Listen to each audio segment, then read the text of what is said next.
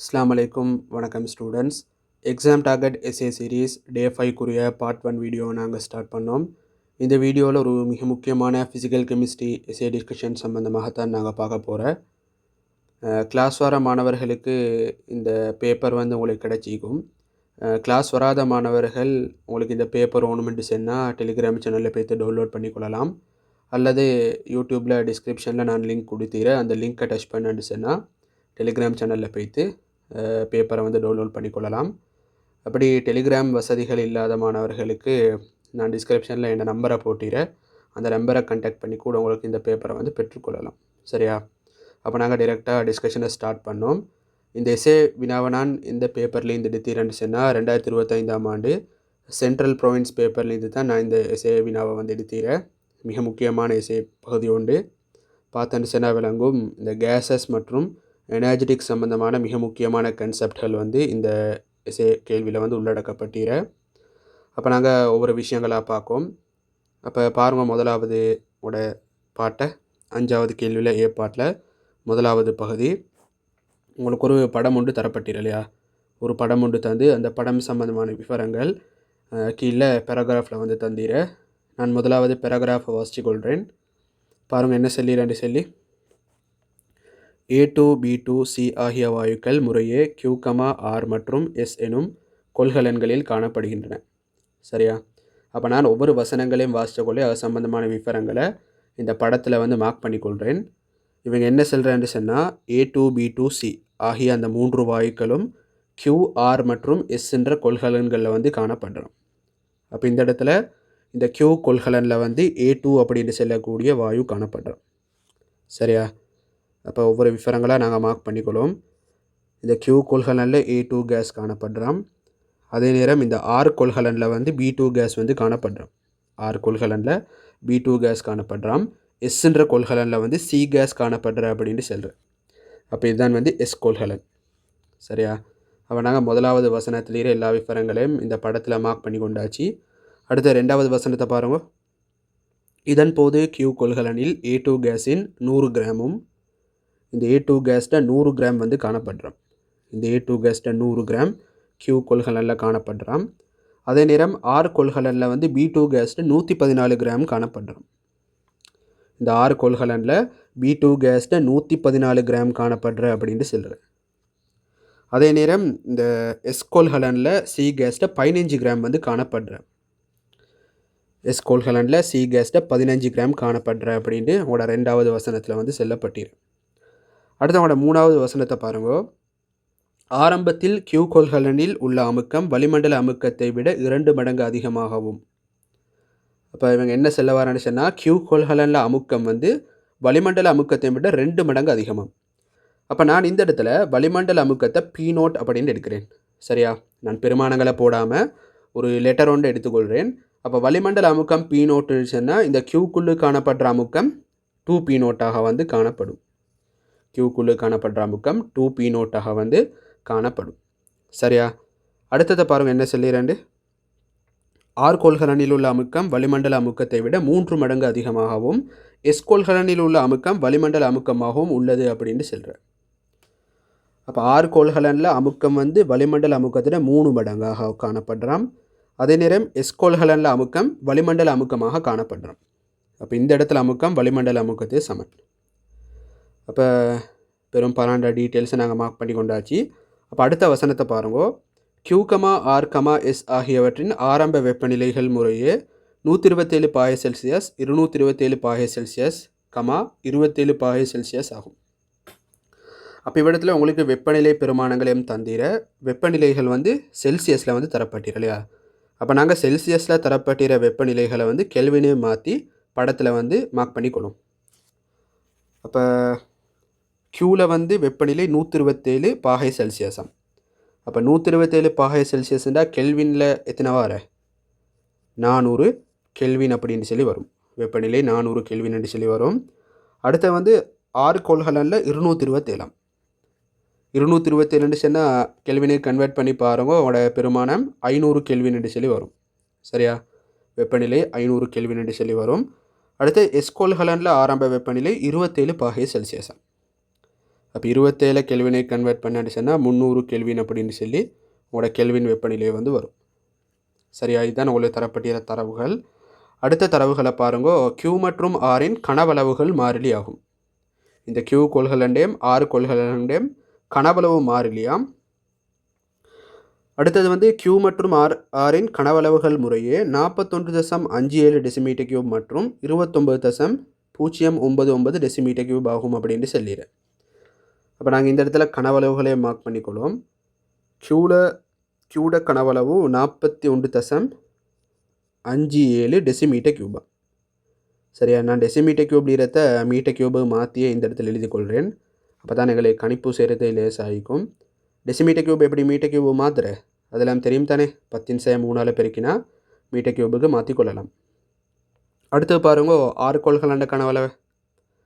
ஆர்ட கனவளவு 29.099 decimetre cube.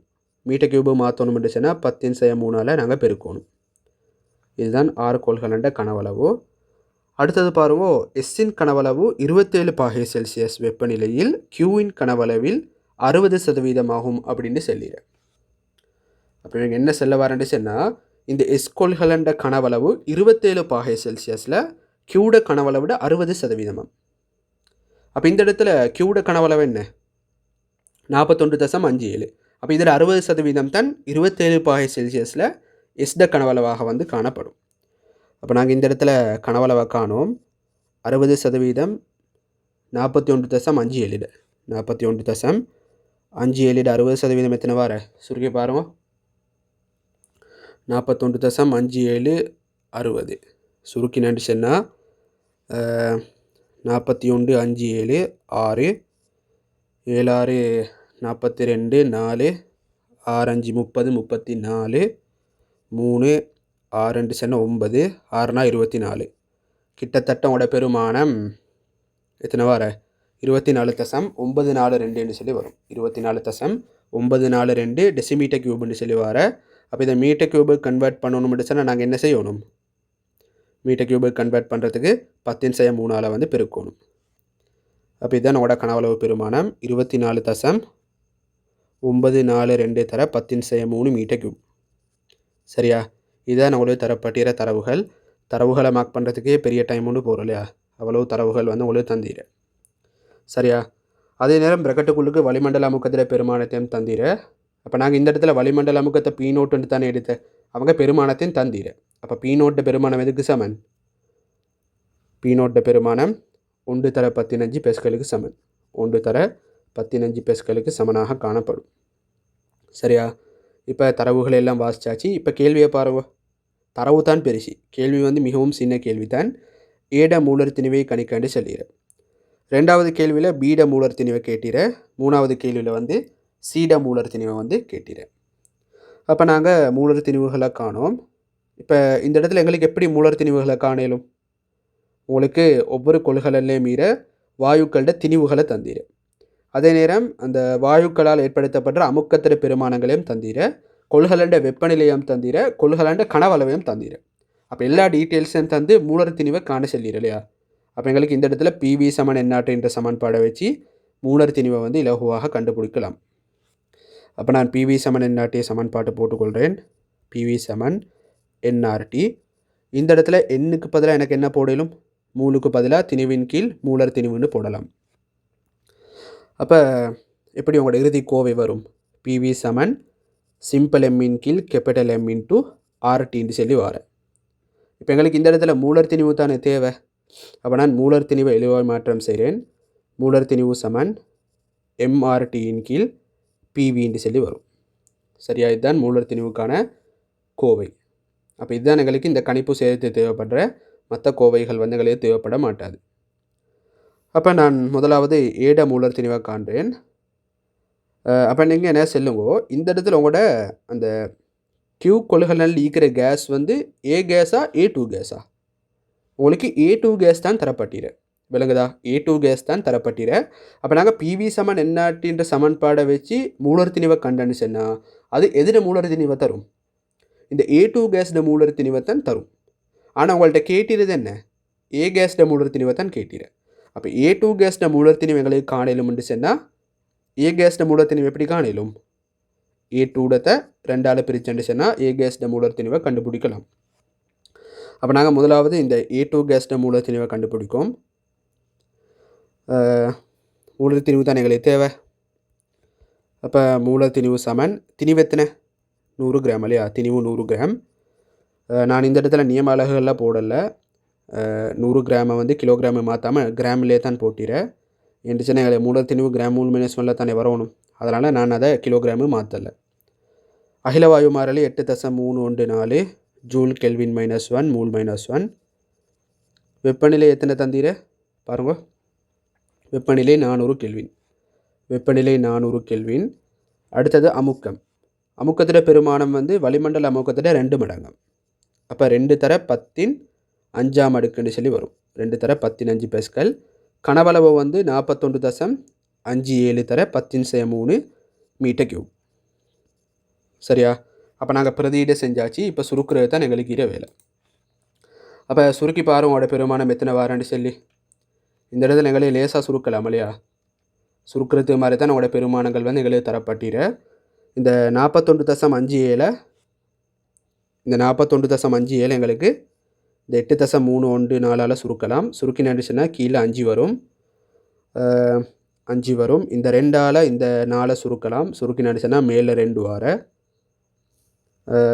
இந்த 10⁻³ 10⁵ cancel ஆகி கீழே 10⁻² அடுக்கு வரும். அந்த 10⁻² அடுக்கு இந்த 200ல் காணப்படுற 2ஓட கேன்சல் ஆகும். அப்போ மேலே 200 கீழே 5 சுருக்கி நடிச்சுன்னா மூலத்திணிவு வந்து 40 கிராம் மூல் -1 சொல்லி வர. 40 கிராம் மூல் -1 சொல்லி வர. ஆனால் இந்த பெருமானத்தை போட்டோன்னு அவங்களோட ஆன்சர் பிள்ளை. என்று சொன்னால் இது வந்து A2 கேஸ்ட மூலத்திணிவு. ஆனால் அவங்களோட கேள்வியில் கேட்டிருது ஏ கேஸ்ட மூலத்திணிவை தான் கேட்டிரு. அப்போ அடுத்த வசனத்தில் நீங்கள் எழுதிக்கோங்க. ஏயின் மூலத்திணிவு சமன்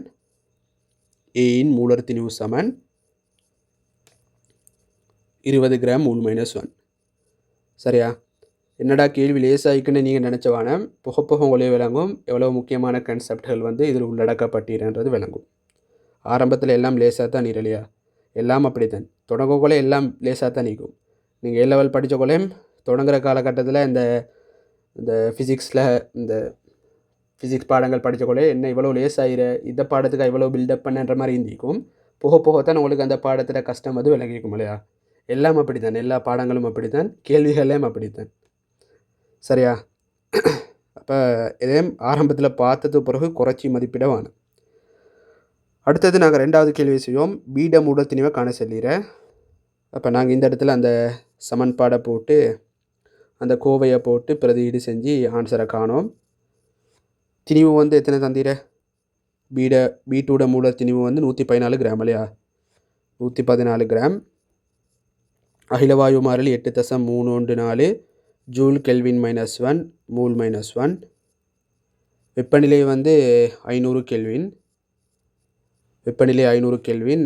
அமுக்கம் வந்து வளிமண்டல அமுக்கத்தில் 3 மடங்கு இல்லையா? அப்போ அமுக்கம் வந்து 3 தர 10⁵ பெஸ்கல்னு சொல்லி வரும். கனவளவு எத்தனை? 29.099 தர 10⁻³ மீட்டர். அப்போ இதை சுருக்கி நடிச்சுன்னா எங்களுக்கு B2 மூலத்திணிவை வந்து கண்டுபிடிக்கலாம்.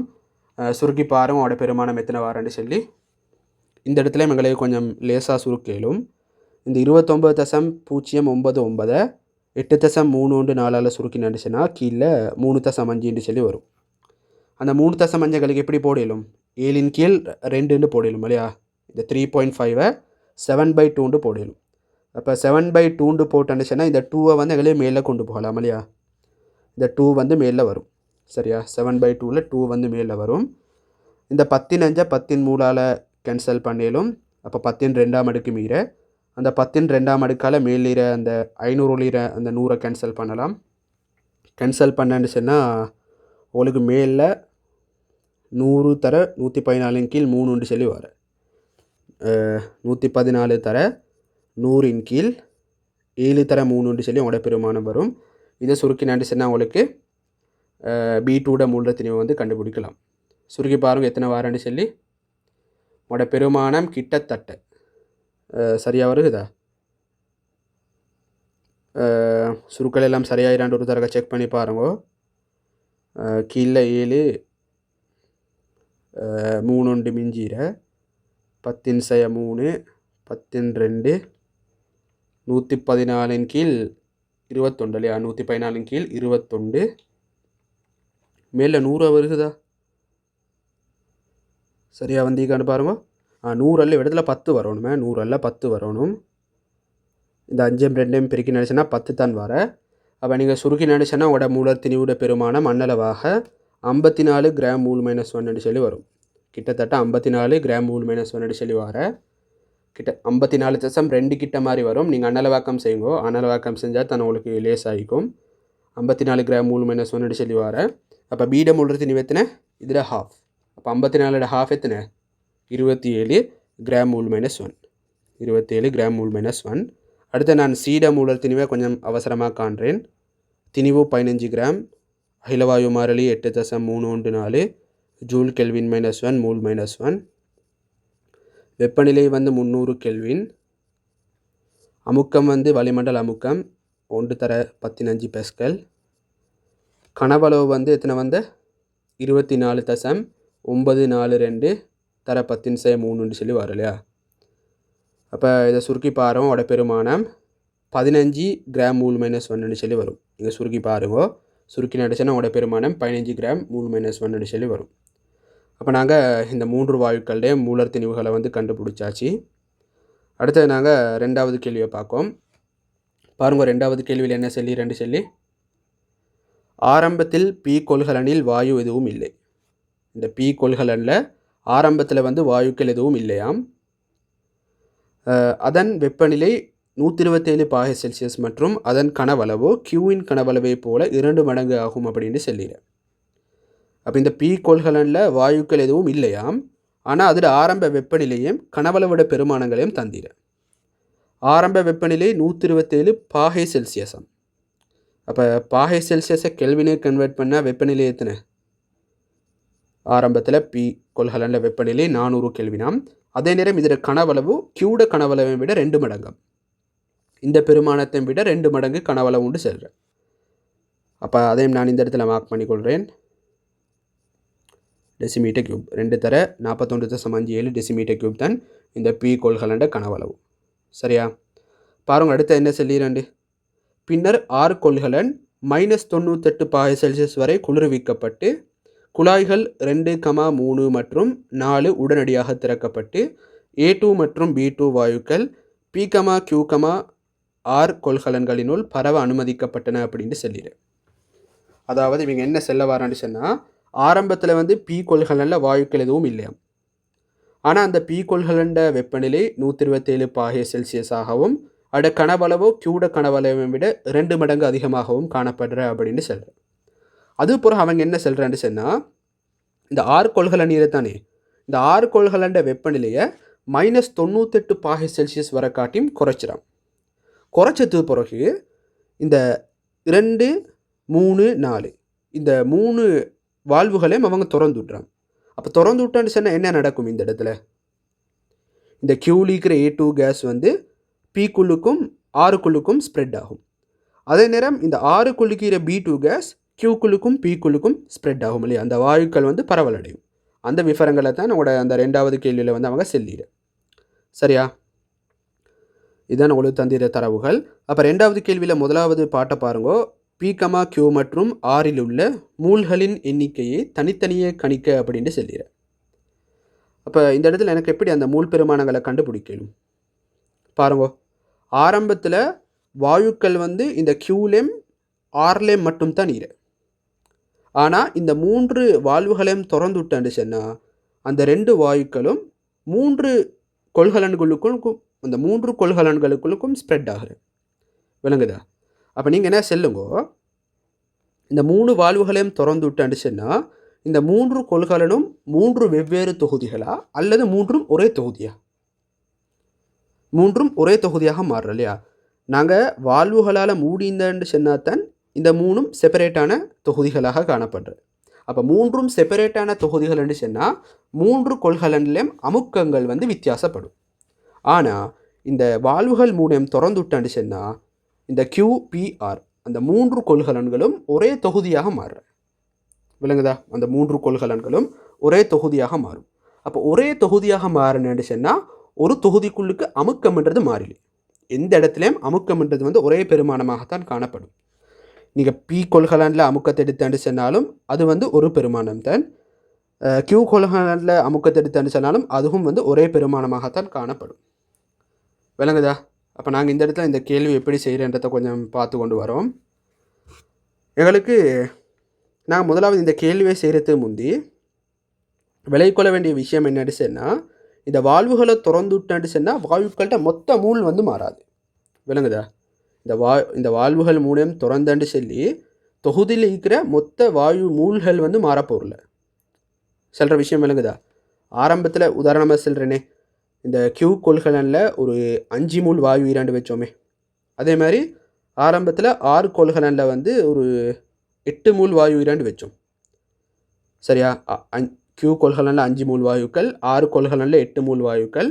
பி கொள்கலனில் வாயுக்கள் இல்லை. அவங்க தரவுல சொல்லிடுற தானே, ஆரம்பத்தில் பியில் வாயுக்கள் எதுவும் இல்லைன்னு இந்த இடத்துல சொல்லிடுற பாருங்க. பி கொள்கலனில் வாயுக்கள் எதுவும் இல்லை. சரியா? அப்போ ஆரம்பத்தில் மொத்த மூல் எதுக்கு சமன்? இந்த 8 + 5க்கு சமன். அப்போ ஆரம்ப மூல் வந்து 8 + 5, அதாவது 13 மூல் இல்லையா? 13 மூல். அப்போ இந்த 13 மூலுன்றது இந்த வால்வுகளை திறந்தாண்டு சொன்னால் என்ன நடக்கும்? மாறப்போரில்லை. அதாவது இந்த PQR அந்த 3 கொள்கலன்களுக்கும் அந்த 3 கொள்கலன்களுக்கும் உள்ளே வாயுக்களோட மொத்த மூல் எண்ணிக்கையை கூட்டி நடிச்சுன்னா அது 13க்கு சமனாகத்தான் காணப்படும். அப்போ நாங்கள் இந்த இடத்துல என்ன செய்ய போகிறோன்னு சொன்னால், இந்த மூல்களுக்கான கோவைகள் எடுக்க போகிறேன். அதை வச்சு தான் இந்த கேள்விகளை செய்ய போகிறேன். இந்த 3 வால்வுகளையும் திறந்து விட்டான்னு சொன்னால் ஒவ்வொரு கொள்கலன்லேயும் மீற வாயுக்களோட மூலுக்கான பெருமானங்கள் எடுக்கிறேன். அந்த மூல் பெருமானங்களை கூட்டி இந்த ஆரம்ப மூலுக்கு சமப்படுத்த இந்த கேள்வியை வந்து செய்ய போகிறேன். அப்போ நான் முதலாவது தொகுதியில் காணப்படுற ஆரம்ப வாயுக்களோட மூலை வந்து காண்றேன். சரியா? அப்போ ஆரம்ப மூல் சமன் கியூவில் உள்ள A2வின் மூல் ப்ளஸ் ஆரில் உள்ள B2வின் மூல். அப்போ இந்த இடத்துல எங்களுக்கு மூளை எப்படி காணலும்? வாயுட திணிவு தெரியும், மூலர் திணிவு தெரியும் என்று சொன்னால் எங்களுக்கு மூளை வந்து காணலும் இல்லையா? அப்போ கியூவில் இருக்கிற வாயுட திணிவு வந்து 100 கிராம், A2ட மூலர் திணிவு 40 கிராம் மூல் -1. அதே மாதிரி ஆரில் உள்ள B2ட திணிவு வந்து 114 கிராம், மூலர் திணிவு வந்து 54 கிராம் மூல் -1. அப்போ சுருக்கினு சொன்னால் இந்த இடத்துல உங்களோட பெருமானம் 2.5 சொல்லி வரும். 114 54ஆல் சுருக்கினு சொன்னால் உங்களோட பெருமானம் எத்தனை வரான்னு பாருங்க. 114 54ஆல் சுருக்கினு சொன்னால் உங்களோட பெருமானம் கிட்டத்தட்ட 2.1 சொல்லி வரும். அப்போ ஆரம்ப மூல் எதுக்கு சமன்? ஆரம்ப மூல் 4.6க்கு வந்து சமன். சரியா? இதுதான் வந்து ஆரம்ப மொத்த மூல். இப்போ நாங்கள் என்ன செய்ய போகிறோம்னு சொன்னால், ஒவ்வொரு கொள்கலன்லையும் காணப்படுற வாயுக்களோட மூலுக்கான பெருமானங்களை வந்து கண்டுபிடிச்ச போகிறேன். சரியா? அப்போ நான் ஒவ்வொரு கொள்கலன்களுக்கும் PV = nRT சமன்பாடை வந்து பிரயோகித்து கொள்கிறேன். முதலாவது நான் இந்த P கொள்கலனுக்கு PV = nRTயை பிரயோகிக்கிறேன். அப்போ P கொள்கலனுக்கு PV = nRTயை பிரயோகிச்சான்னு சொன்னால் நான் அமுக்கத்தை வந்து P1 அப்படின்னு எடுக்கிறேன். P1 எடுக்கிறேன். பீட கனவளவு எத்தனை? 2 தர 41.57 தர 10⁻³ m³ சமன் P கொள்கலனில் காணப்படுற மூல் எண்ணிக்கை நான் N1 எடுக்கிறேனே. N1 × அகிலவாயு மாறிலிட பெருமானத்தை நான் 6 போடுறேன். சரியா? அகிலவாயு மாறிலிட பெருமானத்தை 6 போடுறேன். N1 × R × வெப்பநிலை எத்தனை? வெப்பநிலை 400 கெல்வின் இல்லையா? வெப்பநிலை 400 கெல்வின். சரியா? இப்போ நான் P கொள்கலனுக்கு PV = nRT சமன்பாட்டை போட்டாச்சு. அடுத்து Q கொள்கலனை நான் போடுறேன். Q கொள்கலன்லேயும் அமுக்கம் வந்து P1 தான். சரியா? இந்த பைப்பை அந்த வால்வுகளை திறந்து விட்டான்னு சொன்னால் தொகுதி முழுவதும் அமுக்கம் வந்து சமனாகத்தான் காணப்பட போகிறேன். கனவளவு வந்து 41.57 தர 10⁻³ m³. Q கொள்கலனில் காணப்படுற வாயுக்களோட மூலம் நான் N2 எடுக்கிறேன். N2 × R × வெப்பநிலை எத்தனை? வெப்பநிலை அதுலேயும் 400 கெல்வின் தான் இல்லையா? வெப்பநிலை 400 கெல்வின் தான். சரியா? வெப்பநிலை 400 கெல்வின் தான். அடுத்து நான் 6 கொள்கலனுக்கு சமன்பாடை போடுறேன். P1 இன்ட்டு 29.099 தர 10⁻³ மீட்டர் கியூப் சமன் 6 கொள்கலனில் காணப்படுற மூல நான் N3 எடுக்கிறேன். N3 இன்ட்டு R இன்ட்டு வெப்பநிலை எத்தனை பாருங்கள். இந்த இடத்துல வெப்பநிலையை வந்து அவங்க -98°C வர காட்டியும் குறைச்சிடாண்டு செல்கிறேன். அப்போ வெப்பநிலை -98 சொன்னால் கெல்வின் வெப்பநிலை எத்தனை வரும்? -98ஓடு 273 கூட்டி பாருங்க, எத்தனை வார பெருமானம்? 175 சொல்லி வரும். 175 கெல்வின் என்று சொல்லி வரும். சரியா? 175 கெல்வின் அப்படின்னு சொல்லி வரும். அப்போ நாங்கள் இந்த இடத்துல எங்களுக்கு என்ன செய்யலாம்? இந்த N1 + N2 + N3 வந்து எதுக்கு சமப்படுத்தலாம்? இந்த 4.6க்கு சமப்படுத்தலாம் இல்லையா? N1 + N2 + N3 4.6க்கு வந்து சமப்படுத்தலாம். அப்போ நான் இந்த இடத்துல என்ன செய்யலும்? எனக்கு இந்த 3 சமன்பாடுகளையும் வச்சு எங்களுக்கு என்ன செய்யலாம்? இந்த 3 சமன்பாடுகளையும் வச்சு இந்த ஒவ்வொரு கொள்கலனையும் மீற மூல எண்ணிக்கைகளை வந்து காணலாம். அப்போ நான் முதலாவது இந்த இடத்துல முதலாவது சமன்பாடை 2வது சமன்பாடில் சுருக்கிறேன். பிரிச்சாண்டு சொன்னால் அவங்களோட பெருமானம் இந்த 41.57 41.57 கேன்சல் ஆகும். மேலே 2 பேலன்ஸ் ஆகிற N1 இன் கீழ் N2 சொல்லி வரும் இல்லையா? அப்போ இந்த இடத்துல பாருங்க, N2 பெருமானம் என்ன? N2 பெருமானம் N1 இன் கீழ் 2 சொல்லி வர. சரியா? அப்போ இந்த பெருமானத்தை கொண்டு போய்த்து இந்த இடத்துல எங்களுக்கு பிரதியிடலாம். அதே மாதிரி நான் N3 பெருமானத்தையும் N1 சார்பாக கண்டுபிடிச்சிறேன். அப்போ இந்த இடத்துல எனக்கு என்ன செய்யலும்? முதலாவது சமன்பாடை 3வது சமன்பாடால் பிரிச்சேலும். பிரிச்சாண்டு சொன்னால் அவங்களோட பெருமானம் எத்தனை வார? 41.57 தர 2 கீழ் 29.099. அப்போ நீங்கள் சுருக்கி பாரும் அவங்களோட பெருமானம் எப்படி வாரன்னு சொல்லி 2 தர 41.57 கீழ் 29.099 சமன் N1 இன் கீழ் N3 இன்ட்டு 400 இன் கீழ் 175. அப்போ இதை வச்சு எங்களுக்கு N3க்கான பெருமானத்தை கண்டுபிடிக்கலும். அப்போ பாருங்க N3 பெருமானம் எத்தனை வாரண்டு சொல்லி சுருக்கி பாருங்க அவட பெருமானம் எத்தனை வாரண்டு. நீங்கள் சுருக்கினாண்டு சொன்னால் அவட பெருமானம் கிட்டத்தட்ட சுருக்கினாண்டு சொன்னால் கிட்டத்தட்ட அவங்களோட பெருமானம் 0.8 சொல்லி வர. 0.8 N1 சொல்லி வரும். 0.8 N1 சொல்லி வர. சரியா? அப்போ இந்த இடத்துல N2 பெருமானம் 0.5 N1, N3 பெருமானம் 0.81 N1. அப்போ இதை வச்சு எங்களுக்கு N1 பெருமானத்தை வந்து கண்டுபிடிச்சிடலும் இல்லையா? பாருங்க, எனக்கு இந்த இடத்துல இடம் போத நான் மேலில் கொஞ்சம் எழுதி கொள்கிறேன். வேறு கலர் பேனால் மேல் எழுதி கொள்கிறேன். அப்போ N1 பெருமானத்தை அப்படியே போடுறேன். N2க்கு பதிலாக எனக்கு 0.5 N1 போடலும். 0.5 N1 போடலும். N3க்கு பதிலாக 0.8 N1 போடலும். இது வந்து எதுக்கு சமன்? 4.6க்கு சமன். நீங்கள் சுருக்கினாண்டு சொன்னால் அவங்களோட பெருமானம் 0.8 0.5 + 1 கூட்டி பாருங்க பெருமானம் 2.3 N1 சமன் 4.6 சொல்லி வர. அப்போ இதை வச்சு எங்களுக்கு N1 பெருமானத்தை காணலாம். N1 சமன் 2 மூல். சரியா? N1 சமன் 2 மூல். அப்போ N1 2 சொன்னால் N2 வந்து அதோட ஹாஃப் இல்லையா? அப்போ N2 வந்து 1 மூல். N2 1 மூல். அப்போ N3 பெருமானம் என்ன? 4.6 - 3 1.6 மூல்னு சொல்லி வரும். சரியா? அப்போ நாங்கள் ஒவ்வொரு கொள்கலன்லேயும் வாயுக்களோட மூல எண்ணிக்கைகளை வந்து கண்டுபிடிச்சாச்சு. சரியா? இதுதான் உட கேள்விக்குரிய ஆன்சர். அப்போ இந்த N1ன்றது வந்து எதில் காணப்படுற வாயுக்களோட மூல்? இந்த P கொள்கலனில் காணப்படுற வாயுக்களோட மூல் தான் N1. அப்போ நீங்கள் இது எல்லா படிகளையும் எழுதிட்டு கடைசிக்கு நீங்கள் போட்டுக்கோங்க. P கொள்கலனில் காணப்படும் வாயுக்களோட மூல் சமன் அப்படின்ட்டு போட்டு 2 மூலுண்டு போடுங்க. அதே மாதிரி Q கொள்கலனில் காணப்படும் வாயுக்களோட மூல் சமன் 1 மூலுண்டு போடுங்க. அதே மாதிரி R கொள்கலனில் காணப்படும் வாயுக்களோட மூல் சமன் 1.6 மூலுண்டு கடைசி படியில் நீங்கள் போட்டுக்கோங்க. நீங்கள் ஃபுல்லாக அப்படி செஞ்சான்னு சொன்னால் தான் உங்களுக்கு கம்ப்ளீட்டான மார்க்ஸ் வந்து கிடைக்கும். எனக்கு இடம் இல்லைன்றதால நான் அந்த படிகளை வந்து இந்த இடத்துல எழுதலை. சரியா? அப்போ எழுதிக்கோங்க உங்களோட ஆன்சர்ஸை. அடுத்து நாங்கள் 2வது கேள்வி இப்போம். P, Q மற்றும் R கொள்கலன்களில் உள்ள இறுதி அமுக்கத்தை கணிக்க அப்படின்னு சொல்லிடுறேன். அப்போ எனக்கு இந்த இடத்துல இந்த 3 சமன்பாடுகளில் ஏதாவது ஒரு சமன்பாடை வச்சு இந்த P1க்குரிய பெருமானத்தை வந்து கண்டுபிடிக்கலும். அப்போ நான் இந்த முதலாவது சமன்பாடையே போட்டுக்கொள்கிறேன். P1 இன்ட்டு 2 தர 41.57 தர 10^3 எண்வண்ட பெருமானம் 2 மூல் இல்லையா? நான் அலகுகளோட பிரதியீடு செய்கிறேன்.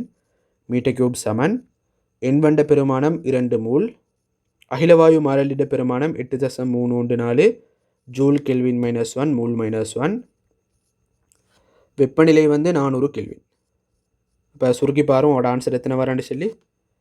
P1 சமன் இந்த 8.314 41.57 சுருக்கிலும் சுருக்கினா 5 சொல்லி வர. அப்போ இந்த 5ம் 2ம் சேர்ந்துச்சுன்னா 10 சொல்லி வரும். சரியா? இந்த 5ம் 2ம் 10, இந்த 10ம் இந்த 10^3 போனச்சுன்னா 10^2 வர.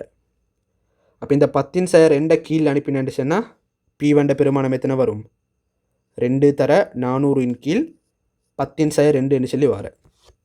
அப்போ சுருக்கினாண்டுச்சுன்னா அவட பெருமானம் 8 தர 14 பெஸ்கல் அப்படின்னு சொல்லி வரும். 8 தர 14 பெஸ்கல்னு சொல்லி வரும்.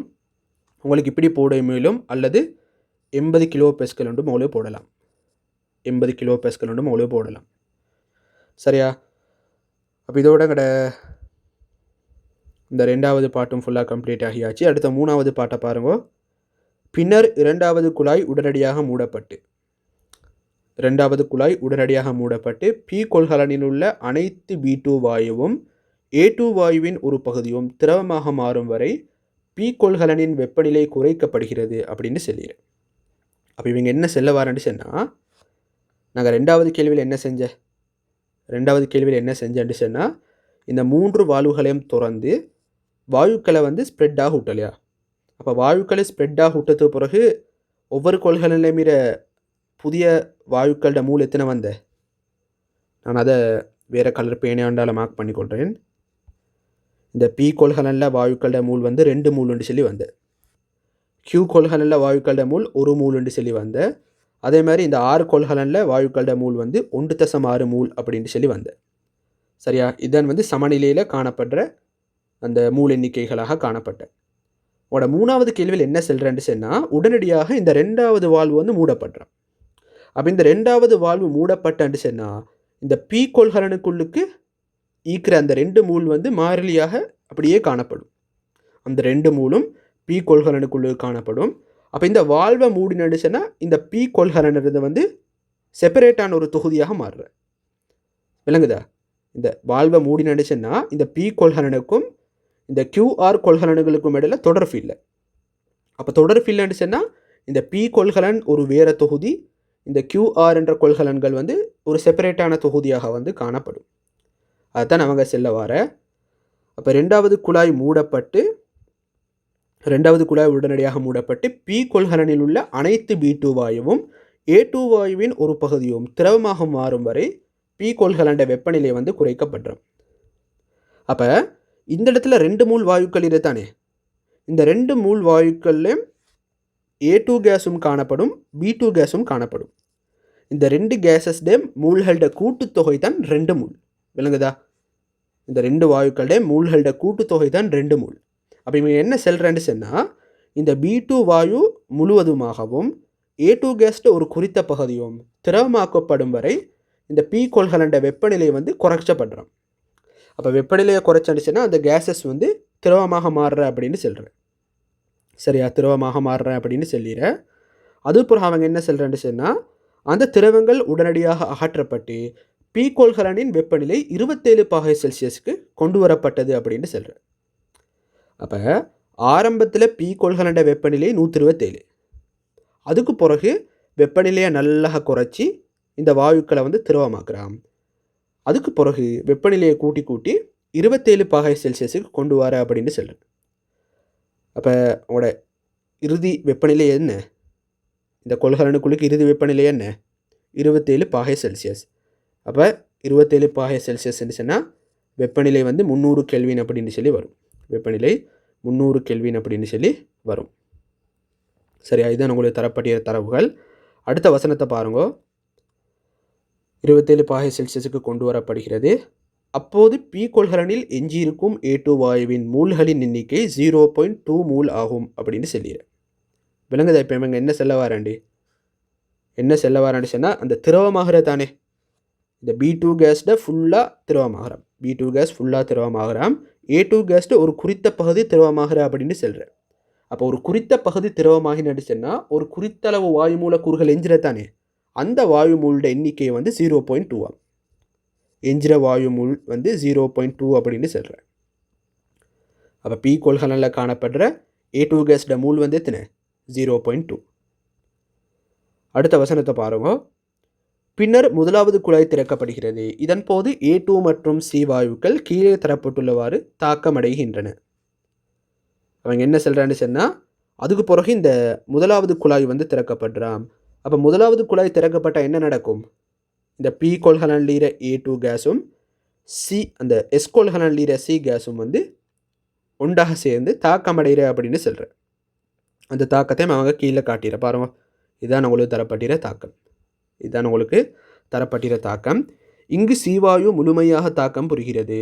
மேலும் P மற்றும் Sஇன் கொள்கலனினுள் இறுதி அமுக்கம் 4.6 தர 13 பாஸ்கல் ஆகும் அப்படின்னு சொல்லிடுறேன். சரியா? அப்போ இந்த மூணாவது கேள்வியில் முதலாவது பாட்டை பாருங்க. இங்கு எக்ஸை கணிக்க அப்படின்னு சொல்லிடுறேன்.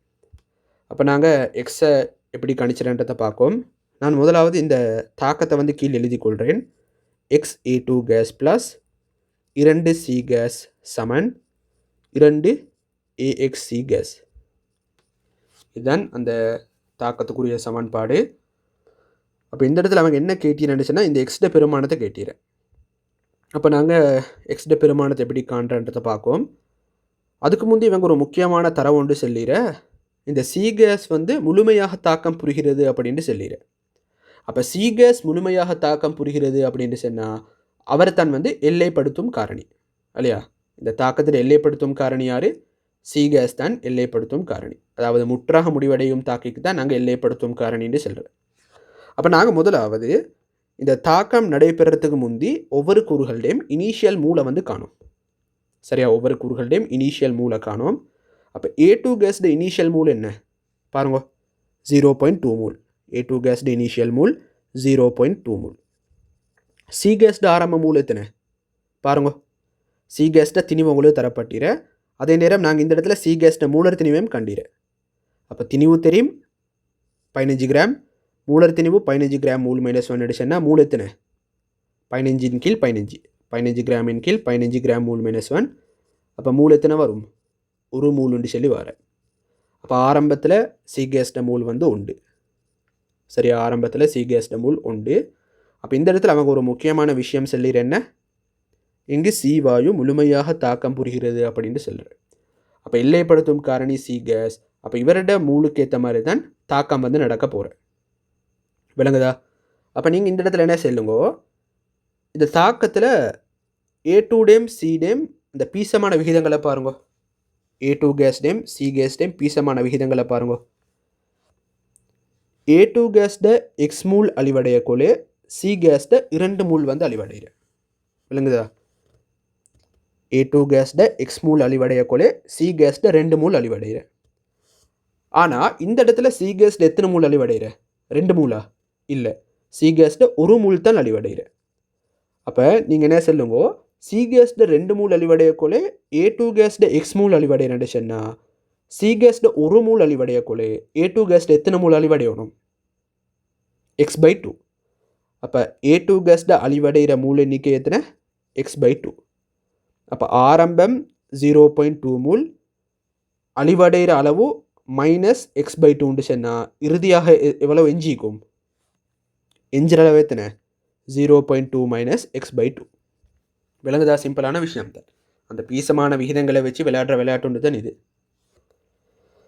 அப்போ C கேஸ்ட எஞ்சிற அளவு 0 இல்லையா? என்று சொன்னால் அவர் முற்றாக தாக்கமடை ரெண்டு சொல்லிடுறே.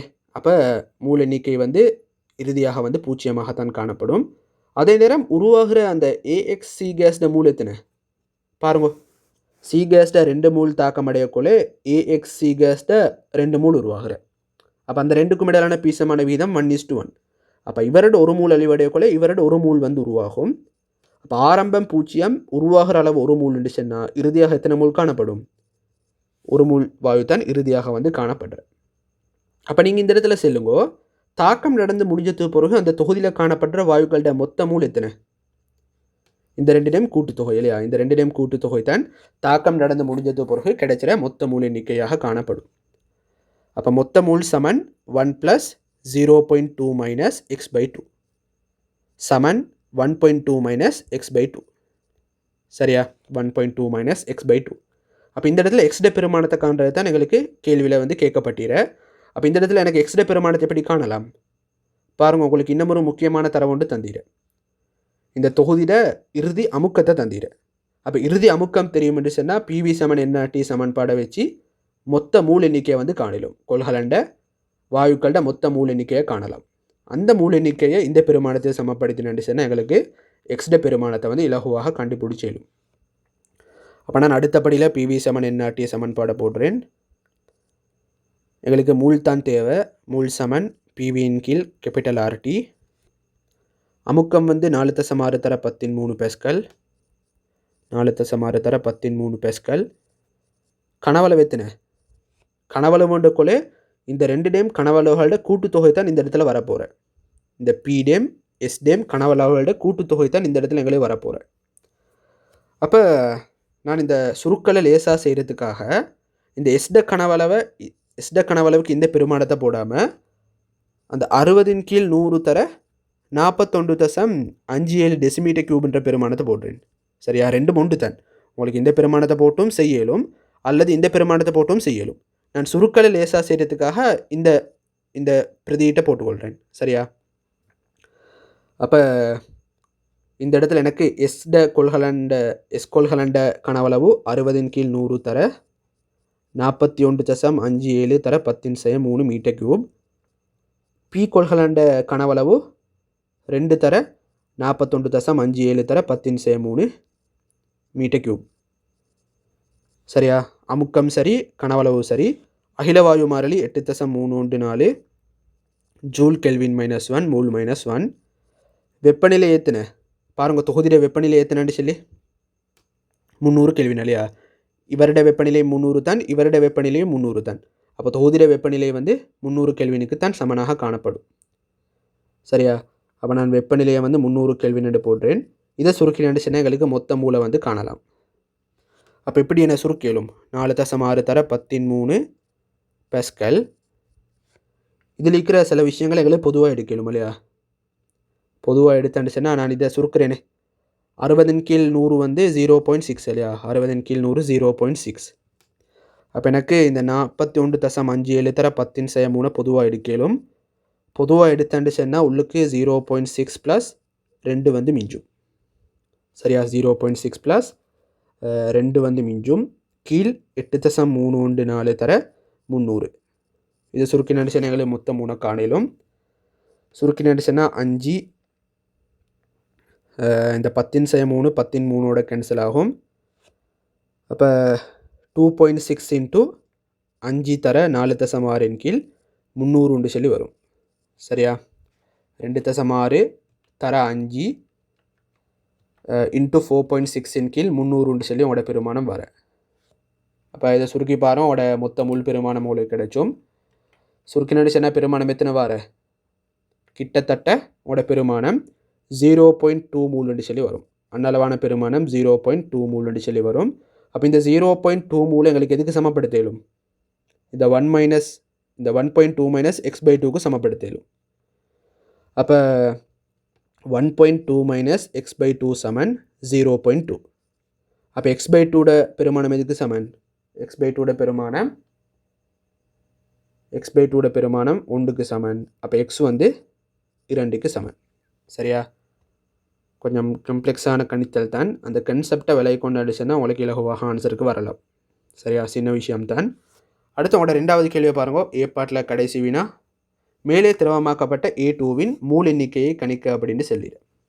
அப்போ திரவமாக்கப்பட்ட A2 மூல் எண்ணிக்கை எங்களுக்கு ஓணுமுண்டு சொன்னால் எங்களுக்கு என்ன தரவு தேவை? ஆரம்பத்தில் அந்த P கொள்கலனில் காணப்படுற A2 கேஸ்ட மூல் வந்து தேவை. அப்போ நான் இந்த இடத்துல அந்த A2 கேஸ்ட ஆரம்ப மூல y அப்படின்னு எடுக்கிறேன். A2 கேஸ்ட ஆரம்ப மூல y என்று எடுக்கிறேன். திரவமாக்கப்பட்டது பிறகு அந்த P கொள்கலனில் காணப்படுற A2 கேஸ்ட மூல எத்தனை பாருங்க. இந்த இடத்துல உங்களுக்கு தந்தீர் இல்லையா, P கொள்கலனில் எஞ்சி இருக்கும் A2 வாயுவின் மூல எண்ணிக்கை 0.2 அப்படின்னு தந்தீர். அப்போ ஆரம்பம் y இறுதி 0.2, இந்த ரெண்டுக்கும் இடையிலான வித்தியாசம் தான் திரவமாக்கப்பட்ட A2வின் மூளை வந்து தரும். சரியா? அப்போ இந்த இடத்துல எங்களுக்கு திரவமாக்கப்பட்ட A2 கேஸ்ட மூல் தேவைன்னு சொன்னால் வைட பெருமானம் தேவை. அப்போ எனக்கு இந்த இடத்துல வைட பெருமானத்தை எப்படி கண்டுபிடிச்சேலும், இந்த இடத்துல எனக்கு வைட பெருமானத்தை எப்படி கண்டுபிடிச்சேலும், எங்களுக்கு இந்த ஆரம்ப சந்தர்ப்பத்தில் இந்த தொகுதியில் காணப்படுற அந்த வாயுக்களோட ஆரம்ப மூல் தெரியும் தானே, எத்தனை வந்த ஆரம்ப மூல் 4.6 என்று சொல்லி வந்த. அப்போ ஆரம்ப மூல் 4.6, அந்த சந்தர்ப்பத்தில் அந்த A2 கேஸ்ட மூல் எத்தனை வந்த ஆரம்பம் 4.6, A2 கேஸ்ட மூல் எத்தனை வந்து நாங்கள் சுருக்கி பார்த்து தானே பாருங்க. A2 கேஸ்ட மூல் 2.5 சொல்லி வந்து. அப்போ எங்களுக்கு இதை வச்சு அந்த A2ட மூல் பின்னத்தை வந்து காணிடும். A2 கேஸ்ட மூல் பின்னத்தை வந்து காணிடும். அப்போ A2 கேஸ்ட மூல் பின்னம் தெரியும்னு சொன்னால் எங்களுக்கு என்ன செய்யலும், இந்த A2 கேஸ்ட மூல் பின்னத்தால் P கொள்கலனில் காணப்படுற மொத்த மூலால் பெருக்கினு சொன்னால் அந்த P கொள்கலனில் ஆரம்பத்தில் காணப்பட்ட A கேஸ்ட மூல் பெருமானம் எங்களுக்கு கிடைக்கும். விளங்குதா? இப்படி எடுத்தாண்டு நான் முதலாவது என்ன செஞ்சேன்னு சொன்னால், இந்த 2வது வால்வும் 3வது வால்வும் 4வது வால்வும் திறந்துள்ள சந்தர்ப்பத்தில் A2ட மூல் பின்னத்தை வந்து கண்டு. அப்போ A2ட மூல் பின்னம் எப்படி வரும், A2ட மூல் பின்னம் சமன் A2ட மூலின் கீழ் மொத்த மூல். A2ட மூல் வந்து 2.5, மொத்த மூல் வந்து 4.6.